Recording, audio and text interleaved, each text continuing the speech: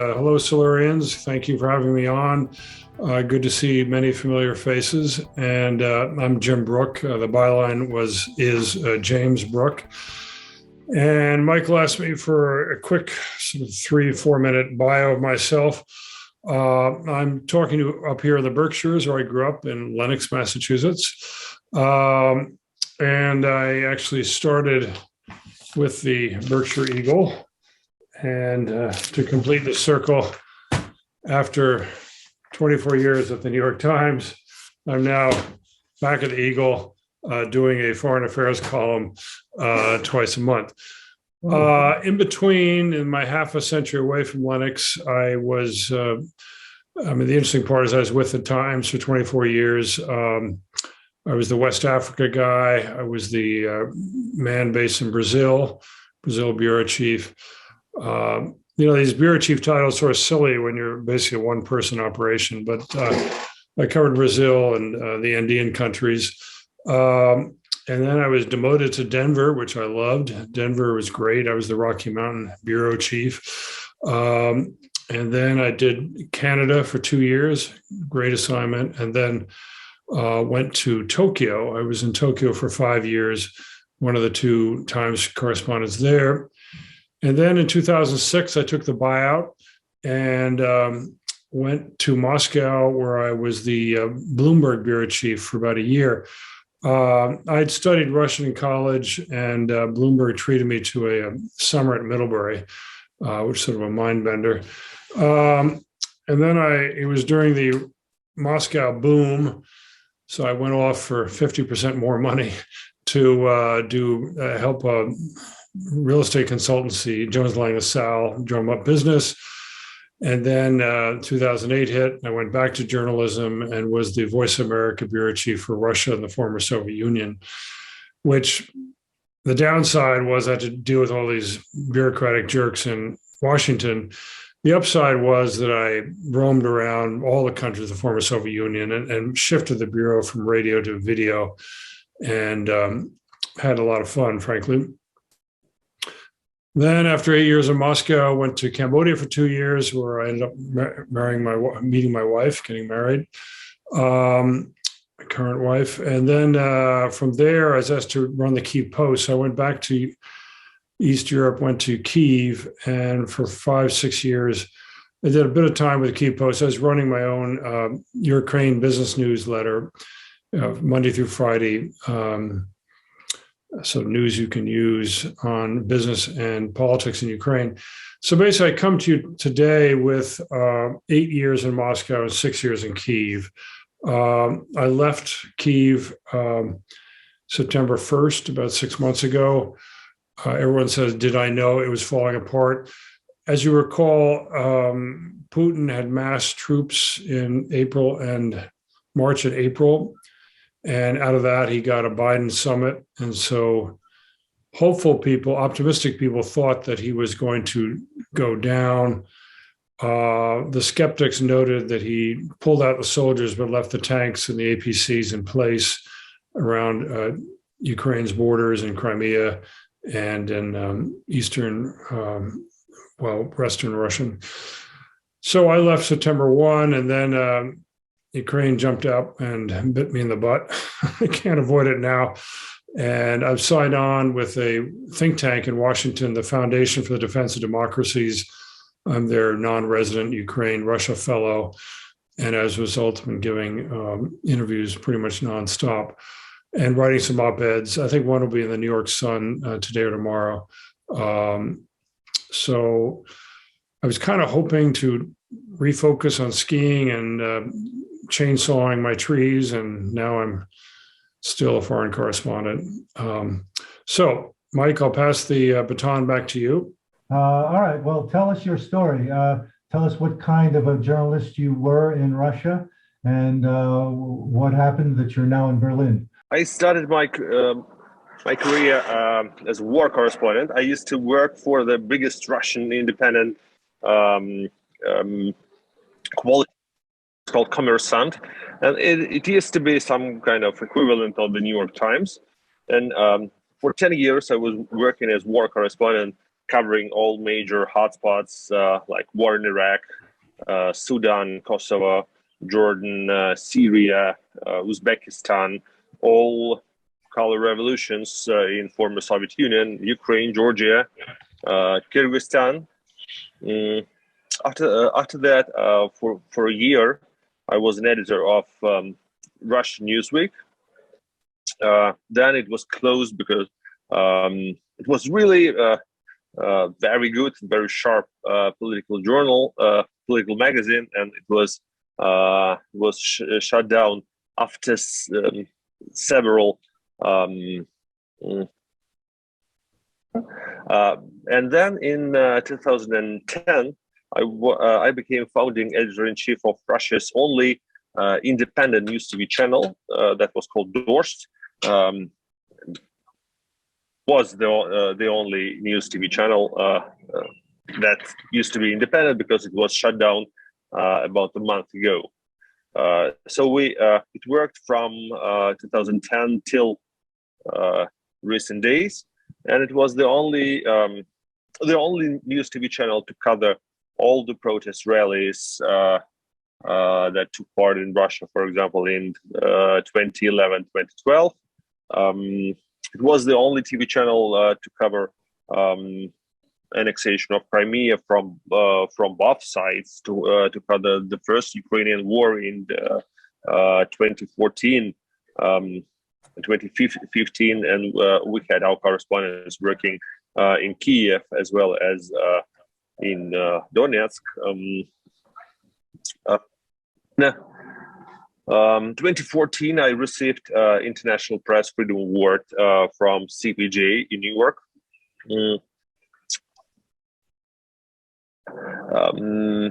We witnessed a huge attack against our TV channel back in 2014.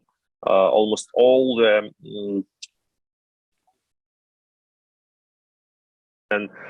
satellite networks switched us off. Just annexation of Crimea, so our TV channel has lost most of its. Transformed ourselves into an online TV channel and remained the most important and the most reliable source of information for millions of Russians. And as I've mentioned, the TV channel was shut down on the current war in Ukraine. Apart from that, I've written several books. One of them, called "All the Kremlin's Men," was published of President Putin and his inner circle. And I remember that it was named by the Time magazine as one of top 5 books to understand what's happening inside Kremlin. Another book was the book about much more distant history. That's the book about the history of Russian Revolution of 1917. Working as independent journalist and a writer. Indeed, I left Moscow on the 4th day of the war. But even after that, recently, this Sunday, I organized and made the first interview with the Ukrainian President Zelensky for Russian audience. I was who it was a huge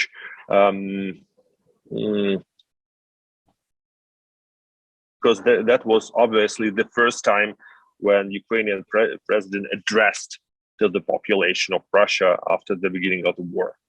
What exactly happened that caused you to flee to Berlin? The war started, and that is an important reason to rethink your possibilities, to rethink the future of your country and your own future. All of us, my colleagues and me, we had different because first of all,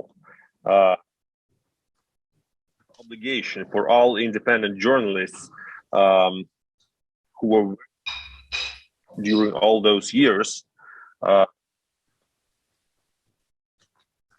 or try to prevent it, try to stop it, or leave the country, because you cannot stay in the country who is aggressor. And on the first day of the war, I wrote an open letter, and it was co-signed by dozens of most prominent Russian writers and filmmakers. Afterwards, within hours, thousands of other Russians started adding their names to that open letter. People were reposting it on their social media. So it was co-signed by tens of thousands of people within few days. And as Russian authorities declared any kind of protest against the war to be equalized to state treason, that was obvious that all the organizers of public outrage against the war, of the protests, would be accused of state treason. That was one. So safety was another important reason for me to leave Russia. Between 2014 and this war, it sounds like you were fairly free to cover political events and criticize Putin and the government, or not? What does it mean free?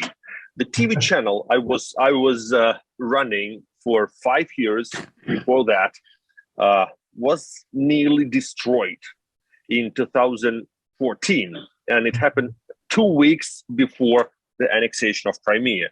We lost 99% of our audience. We used to be the major cable network watched by more households daily. And then that happened overnight. Right. First Russian State Duma, Russian Parliament, accused us of for being fascists. That looked a bit ridiculous. And then all the satellite and cable networks voluntarily decided to switch us off. But privately, they called me and they apologized. They explained that that was not their own decision. They had direct phone calls from Kremlin, so they had to do that. But that was a big deal that time. Simultaneously, along with Dorst, many independent traditional media outlets were exterminated. But the important thing I should mention is that after 2014,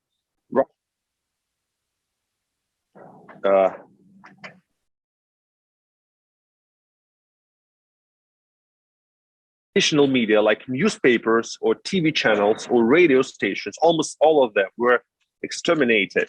But all the independent journalists started working online. So YouTube, Facebook, and even Instagram, although sound funny for you, because outside of Russia, Instagram is a bit not really serious social media, but in Russia, it became a platform for quality investigations, for journalism.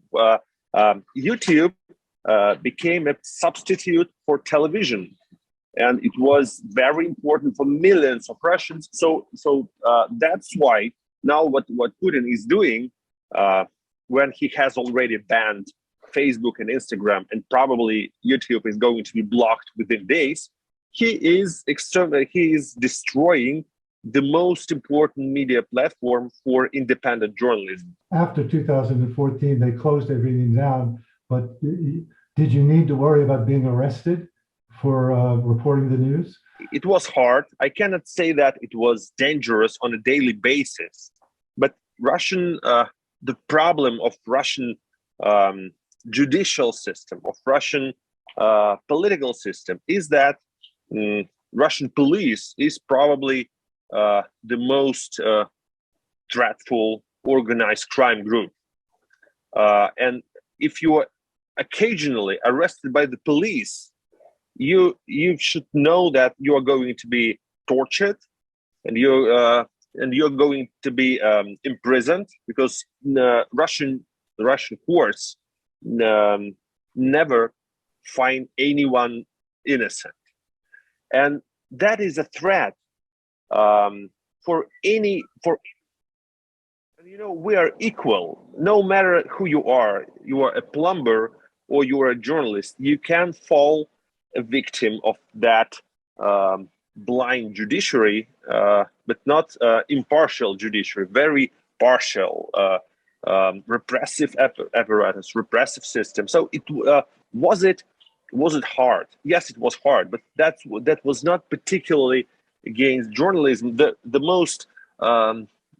biggest threat for journalists were absence of money. It was 100%.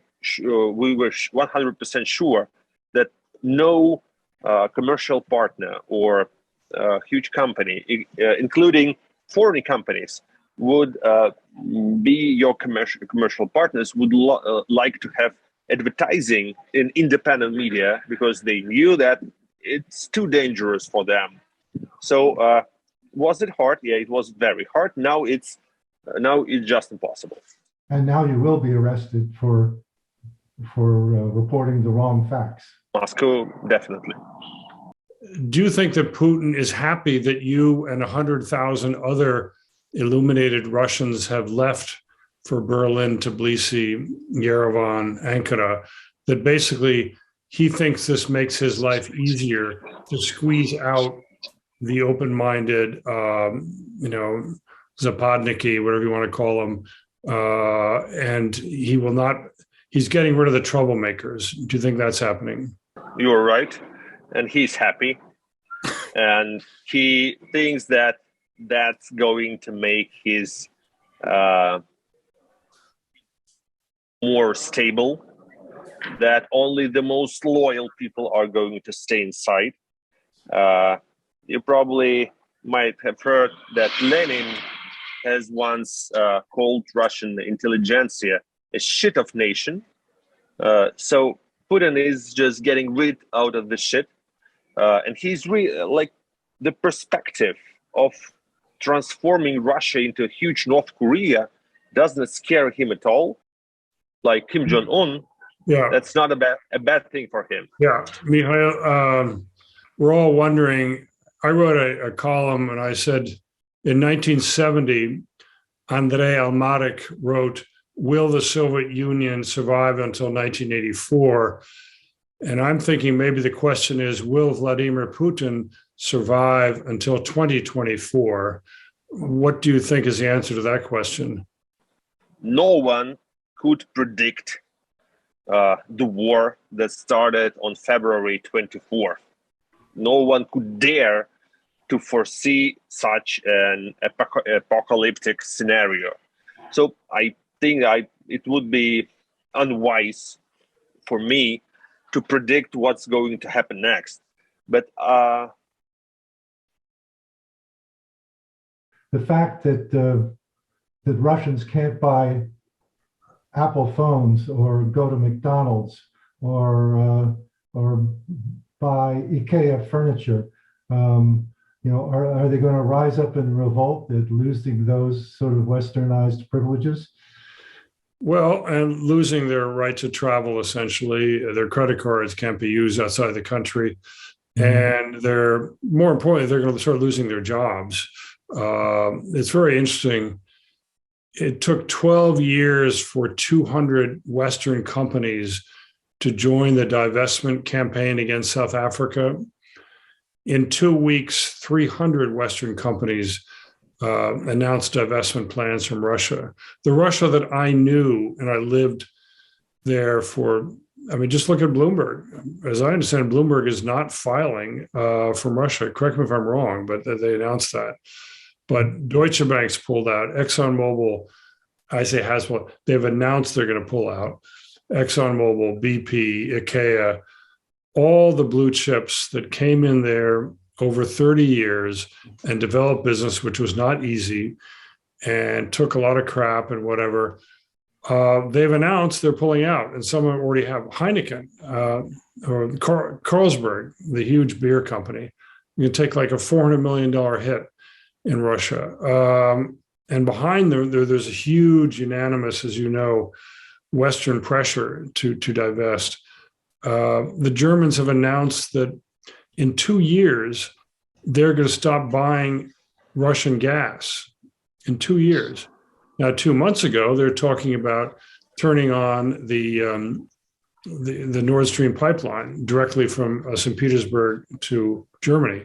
So we've seen a huge turnaround in the Western cooperation and investment with Russia. So I think these sanctions are unprecedented. We've never seen anything like this, and they are going to cost jobs. And now, Mikhail, you're back. Can you hear me? I hear you all the time. Oh, you hear me all the time in your dreams. Well, without any. You said something very interesting about your prognosis about it's impossible to predict what's going to happen to Putin. Can you venture some thoughts again there, because we lost just about everything you said? I see no signal of a swift regime change in Russia. I see that what's happening now is the regime is becoming more stable. Economic sanctions were really harsh, and probably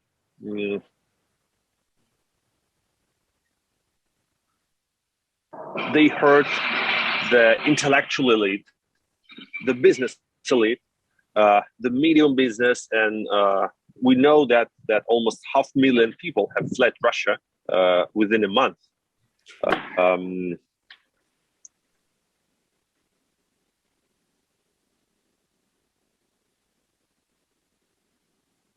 The uprising, the inner circle of President Putin uprising against him and stabbing him unexpectedly. I'm afraid that's not going to happen, because during the last 2 decades, he was selecting his inner circle very carefully, and the only criteria was absence of any ambition and loyalty.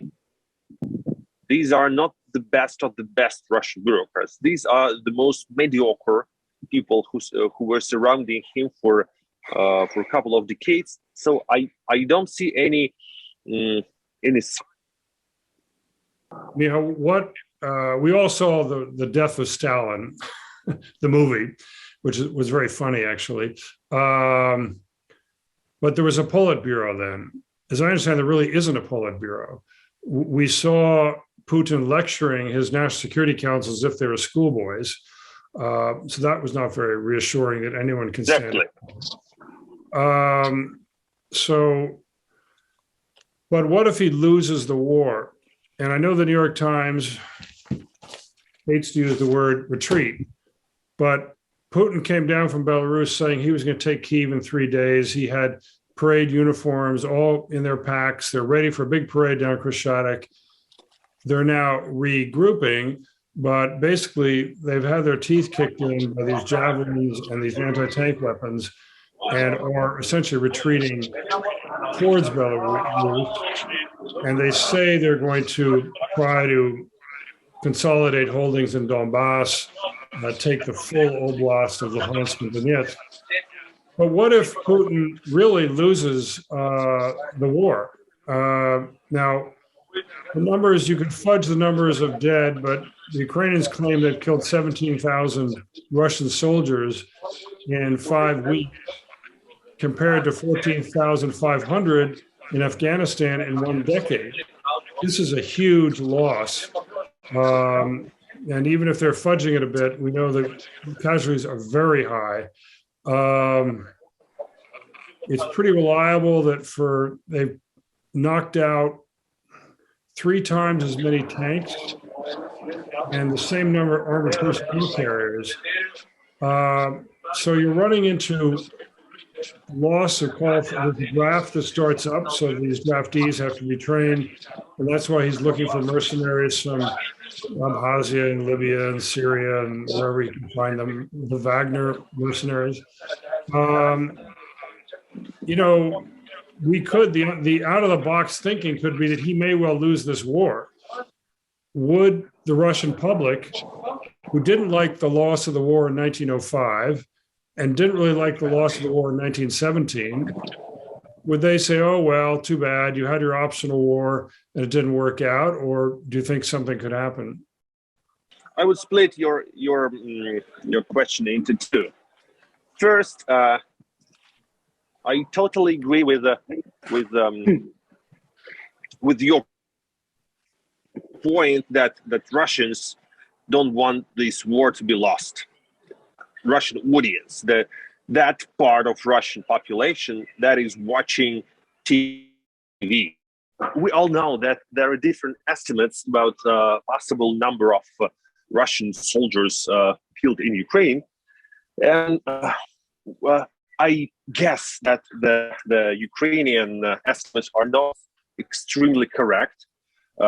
We might remember that after Chernobyl disaster, during the first, the New York Times reported about 4,000 people died there, but in reality it was like 30. So it's a bit too, and definitely the numbers that the Russian Foreign Ministry is giving, 1,500. That's already too much for Russian population to accept, and probably the truth is somewhere in between. But I guess that for President Putin, the most important thing is not the actual victory or loss, but what Russian television shows to the audience. And Russian television, Russian state-owned propaganda TV channels keep on showing the picture that is totally fine for the audience. They are not showing the terrible loss. They show the happy, I don't know how they do that, but they do show the happy Ukrainians thanking Russian soldiers for liberation. They show the cruel Ukrainian gangs killing innocent people. The picture on Russian propaganda TV channels is black and white, opposite to what we see from Ukraine. And I guess that's not the question of like for many Russians who do not believe Putin's propaganda. The degree of cynicism is very high. There are two propagandas, that there is Russian propaganda and Ukrainian propaganda. So they prefer not to believe anything. They learned that kind of skepticism or cynicism for many years of lies of the television. So I guess it won't be for President Putin and his pro-Kremlin journalists to keep fooling Russian population for number of years. The level of hysteria in Russia is very high, patriotic pro-war hysteria. It's we know from, for example, 2014 that it's not going to be long. Probably it's going to fade away within half year, 6 months. Doesn't look like he's losing the war. If you look at this war being inside Russia, if you look first TV channel or no matter what. So that is the problem for all the experts. The behavior of Russian population might be a bit inadequate, but they some of them believe what they see, but the majority do not believe in anything. And the final thought is that many people in Russia could be compared to hostages. You know, it's hard to demand the hostage to start an uprising against the terrorists, to openly protest against the terrorists if you've been kidnapped decades ago. Jim was talking about how the entire world basically has disconnected from Russia and stopped selling it and dealing with it in any way. What do your friends tell you about these deprivations that are, if they haven't already begun, they're going to soon? what we have seen, all those sanctions against Russia are definitely the sanctions against Russian people. And the first people to suffer from all those sanctions are not Putin and his inner circle, but ordinary Russian people. But probably that's inevitable. I feel sorry for myself and for my fellow compatriots, but I guess that we all understand that the sufferings of Ukrainian people are much more important these days, and probably we cannot and should not pretend that that could be business as usual. Our world, like Putin, managed to crash our world overnight, and Russia will never be the same. Our future that we were hoping for has been destroyed, and now it's obvious that Russia is turning back to not even to 90s, but much further.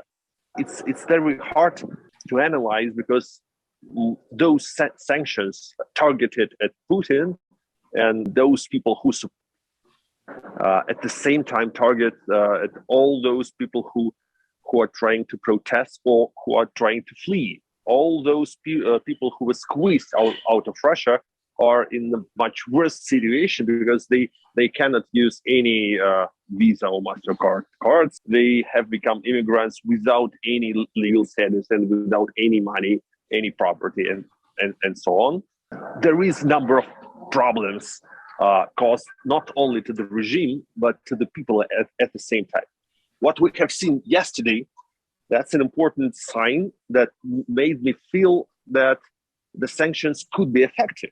Because yesterday they were, we cannot call them successful, but at least that was something like negotiations in Istanbul. And you've probably seen that Roman Abramovich, who used to be called one of the most close oligarchs to President Putin, was acting like mediator during those negotiations. And that was the first time when Russia has changed its attitude, and a Russian delegation agreed with some positions which were very important, very principal for Ukrainian side. And that means that now Russia is ready for compromise. That means that at least business-oriented wing in Kremlin has retained a bit of its influence. For the last 2 years, the Silurians group, the hawks in Kremlin surrounding Putin were 100% more influential than any other group. But now, after Russia has lost everything, probably that's the moment when people like Abramovich, those who used to be oligarchs, now they obviously lost almost everything. That's the moment when sanctions hurt them so bad. So they real pressure on President Putin, and that's why some kind of progress in the negotiations is possible. But Mikhail, of those 400,000, and by the way, under Putin since 2014, my understanding is 1 million educated, so the best and the brightest, and you know them all, have left Russia. And many of my friends have left Russia, and not last month. Some are leaving now, but many left before. What are the prospects for these people, this brain drain, to be able to bring some of these people back, or do you think it's a one-way trip? I don't believe that people are going to come back, because they were not fleeing because of the bombs falling on their cities. I hope that many Ukrainian refugees will come back to their cities and will start restoring their country. But I don't believe that exodus of Russian intellectuals and of Russian business could be reversed. And we all understand that the situation inside the country will worsen. You've mentioned the death of Stalin. And yes, after he died in March 1953, the situation got a bit better. But all the people who have fled country during the previous decades were able to come back only in 90s, in 40 years after his death, not immediately. So I think that the exodus will continue. I don't believe that anyone is planning to go back, no matter how successful negotiations with Ukraine in Istanbul. Just to go back to what Mikhail was saying at the very beginning about the joint interview with Zelensky that he participated in, I'm wondering how tiny a fraction of the Russian population had access to that, and therefore whether its influence was really pretty insignificant, or whether there is a way in which that interview infiltrates its way into Russia and is actually reverberating. Did it have any kind of an impact at all? I might be naive, but I think that it was important. It was not an exclusive interview for any kind of media, because no media exists anymore. But it was many different platforms, and it's hard to count how many Russians have viewed it during the last 3 days. But we definitely know that more than 15 million people have watched it. We are monitoring the opinions of those people who have seen it.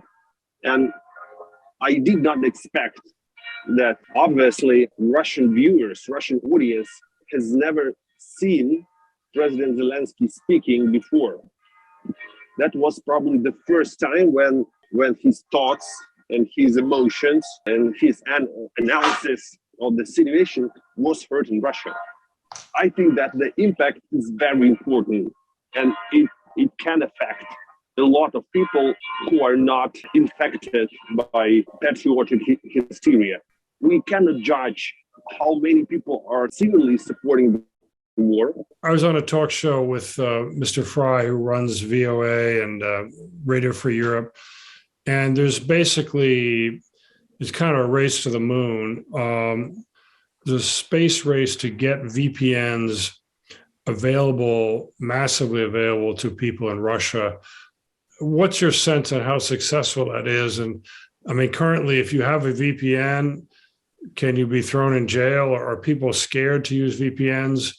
And do they fear this could be tracked, that they're watching Radio Svoboda or Golos America, Voice America?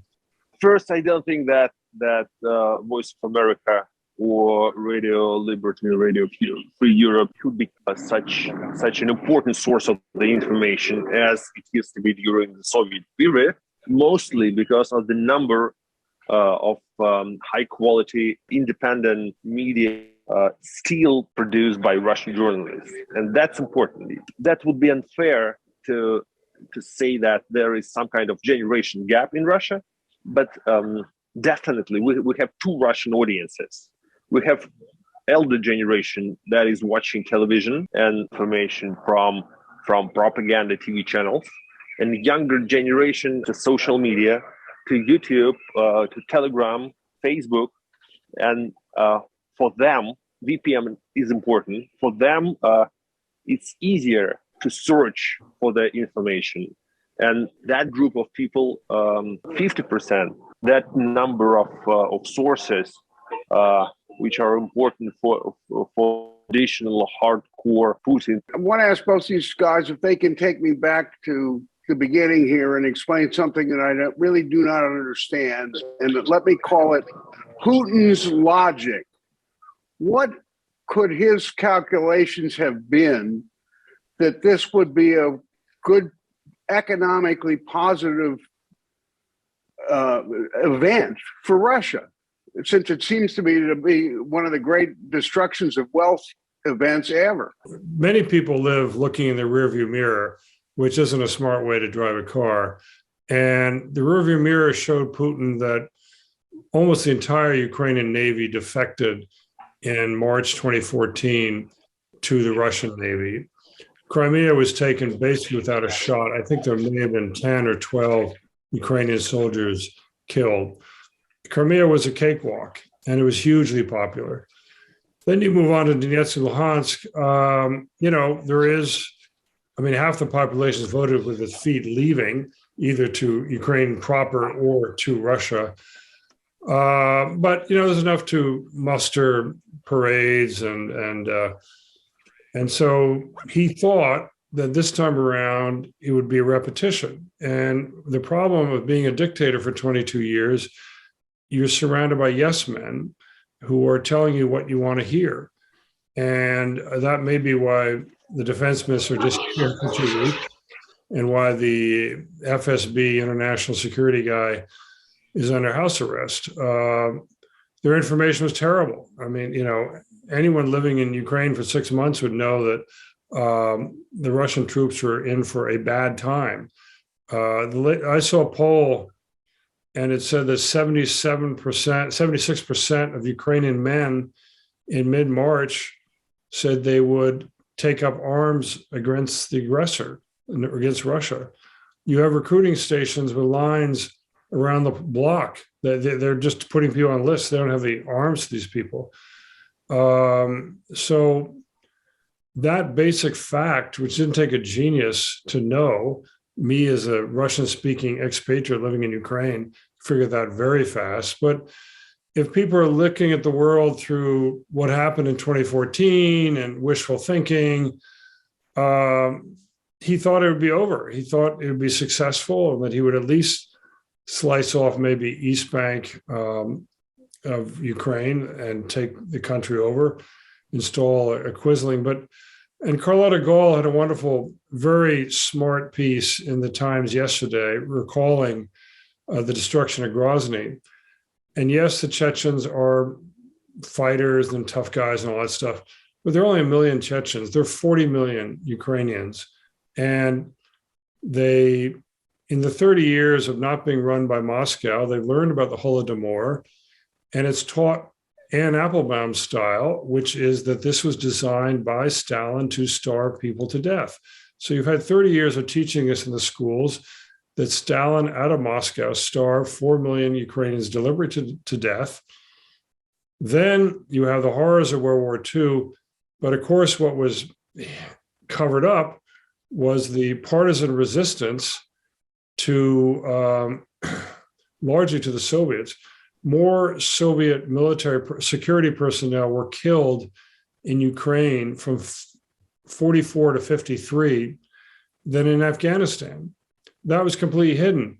That's been taught in Ukraine, especially for the last 8 years. There's been a series of films glorifying these partisan leaders. Now, these partisan leaders can be controversial, but if you're an 18 to 25-year-old guy sitting in the movie theater with your girlfriend and you're watching these heroic Ukrainians blow up Soviet troops, that's what you've been watching for 8 years. So the Ukrainian language has taken off, and anyone K through university has to be taught in Ukrainian. I having lived in Ukraine for 6 years, I'd go to the west. People did not speak Russian. And I did the classic American thing where I would shout at them. They still wouldn't understand what I'm saying. So what a bummer. But they might speak Polish, they might speak German, they might speak English. And then there's another beast which Putin just could not understand, because the whole Russia world, the Ruski Mir thing, which is anyone who speaks Russian should obey him. There is this animal out there, which is the Russian-speaking Ukrainian patriot, who is quite happy to live in Ukraine, with all criticism included, but does not want to live under Moscow's rule. And Putin just doesn't accept that. And once again, go back to the experience with these two separatist areas. Most Americans, Europeans saw that as a civil war. Poll after poll in Ukraine, people said this is Russian aggression. These are, Sergei Lavrov, the foreign minister, saying they found the tanks in abandoned coal mines. Come on. These kind of fairy tales stopped flying a long time ago. The Ukrainians, since 2015, see this as a Russian, Kremlin-sponsored military attack. They're up against Russian NCOs, Russian officers, Russian equipment. So people were sort of mentally there. But somehow the FSB couldn't connect the dots or tell the boss, and he stepped his feet into a big problem, which, I may have mentioned a poll where 98% of people responding to this poll saw Russia as an enemy. Who wants to try to run a country like that?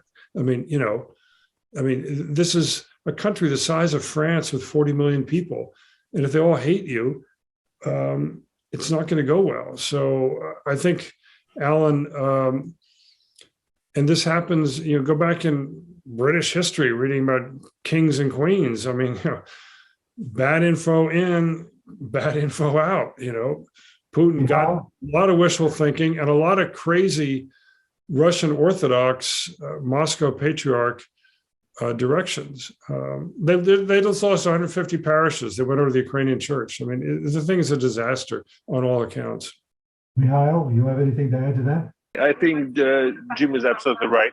Yes. Definitely out of touch with current Ukrainian reality. Like Putin, don't a lot of Russians think that Ukraine should be part of Russia? For hundreds of years, it was a crucial part. I saw an interview with the daughter or granddaughter of Putin the other day, who was very much, anti-Russian and against the war. But they didn't point out that her father or grandfather was Ukrainian. And a lot of Russian officials for the last 150 years were actually Ukrainian. So do a lot of Russians see it that way, like Putin does? Many Russians do not understand what Ukraine is and how different it is now from Russian traditional perspective of the Ukraine. Propaganda was really effective. I think that Putin has fallen into his own trap. He was always told what he wanted to be told. They have invented lies about by Ukrainians to infect Russian people with terrible diseases, and then they started believing that. Most Russians do not act that Russian soldiers are the aggressors. Very interesting psychological phenomena that we're going to analyze for years, that many Russians still believe, watching Russian television, that this war is justified. They cannot understand the fact that the ordinary Ukrainians can be that patriotic to their motherland and could fight against Russian soldiers. Many Russian TV viewers find this impossible to understand and to accept. I think one of the most difficult conversations these days is between a relative in Ukraine talking to a relative in Russia. And these are very painful conversations. And the tragedy is there are probably 10 million Russians who have relatives in Ukraine. There's a huge intermarriage and interchange and tons of names in Russia that end in kol, which is a Ukrainian suffix. And you talk to people, even before the war, they had a hard time talking to their aunt in St. Petersburg or their cousin in Ekaterinburg or something. And the two peoples have really grown apart in their worldviews. Relatives always do not believe the Ukrainian relatives and say, no, we know that's your army is bombing you. Yeah. No, they don't. And the Ukrainians have moved on. And they're very much oriented towards where you are right now in Berlin and Warsaw and Krakow. And that's where they work. That's where they travel. That's where they study, where they vacation. And so they moved on mentally. They think they see themselves as part of Europe. They want to join the EU. They have visa-free access to the EU. And it's kind of like someone telling the Irish, really history tells us you really should be part of the British sphere of influence, and really Ireland should be ruled by London. I mean, it's like, sorry, the Irish moved on. Kenya's not ruled by London. We've moved on. We're speaking English. That doesn't mean have to answer to Queen Elizabeth. But Putin's view is if you speak Russian, you answer to him. That's the Russian world view of the world, and he's infected his people. He's perpetuated these. They haven't evolved. They haven't evolved. I need to add that the same gap could be viewed inside Russia, and the same tragedies and the same family feuds and a huge gap inside Russian families can be viewed as well. And I know hundreds of stories when mothers and fathers curse their children for being pro-Ukrainian or against the war. Younger generation protesting against the war and leaving Russia, leaving behind their parents who are more loyal to Putin than to their children and who are cursing them for being traitors. And that's the other hidden tragedy that is unveiling right now. I'm wondering about the subject of negotiations. If in fact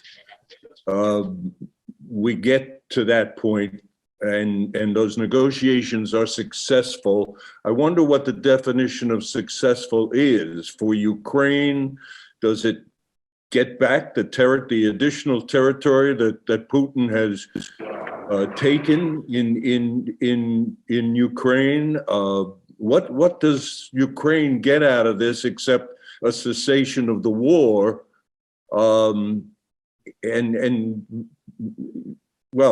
That's what I'm principally interested. What does Ukraine consider a successful negotiation if they can't get back the territory, the extra territory that Putin has taken? I think the Ukrainians are willing to give up NATO membership, which was never going to happen anyhow. And frankly, when you're flooded by arms from NATO countries, you've got half of what you want. They probably would accept almost a Finnish-style neutrality, and probably people would jump on me for saying that, but they want to have a very strong army. Right now, they have the second strongest army in Europe, which Putin should have known about.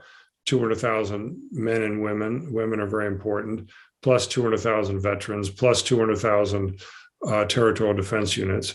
So they do not want to disarm, forget that. They went through that with this Budapest memorandum. They gave up all their nuclear weapons, and then Russia invaded 20 years later. Territory, I assume they want all their territory back. Now, Putin right now, apparently, according to his people, he's giving up apparently on taking Kyiv, which is getting off so far pretty easy. And I know Kyiv like the back of my hand, and where the bombs have hit are sort of been out in the bedroom areas. But Irpin, which was just liberated, according to the New York Times, was a fairly affluent bedroom community, a suburb. So they'd want to push the Russian troops to either push them back up to Belarus or have them retreat on their own. Now, the trick is that Putin, he could claim success by creating his land bridge that would go over the top of the Sea of Azov from the little statelet of Donetsk through Mariupol to Crimea. He built his own bridge, which he deliberately built too low. So a third of the ships going into the Ukrainian ports, first they started taking down their radar masts, but most of them couldn't get underneath, or a third of them couldn't get underneath this bridge, which he deliberately built low. And these are the same engineers that built the wonderful drawbridges in Petersburg. I mean, Russians know how to build drawbridges. They know how to make the clearance for ships to get through. But his dream is to have a land corridor and to take Mariupol. I'd like to say one thing about Mariupol. I was in Mariupol 2 years ago for a development conference, and people were pushing a lot of money into Mariupol. The French were rebuilding the water supply. The EBRD was providing a new tramway system. Medinvest, the nation's largest integrated steel mill, was investing $1 billion. Mariupol is important. It's now looking like Stalingrad or Grozny or Aleppo.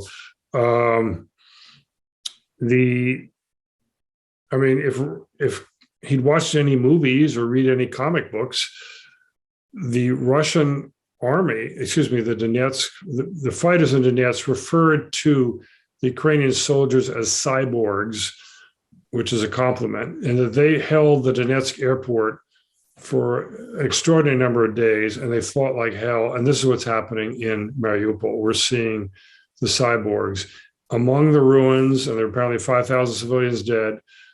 These soldiers are refusing to surrender, and they are fighting and fighting and fighting. And I don't think the Mariupol battle I don't know what the outcome is there. They could well prevail.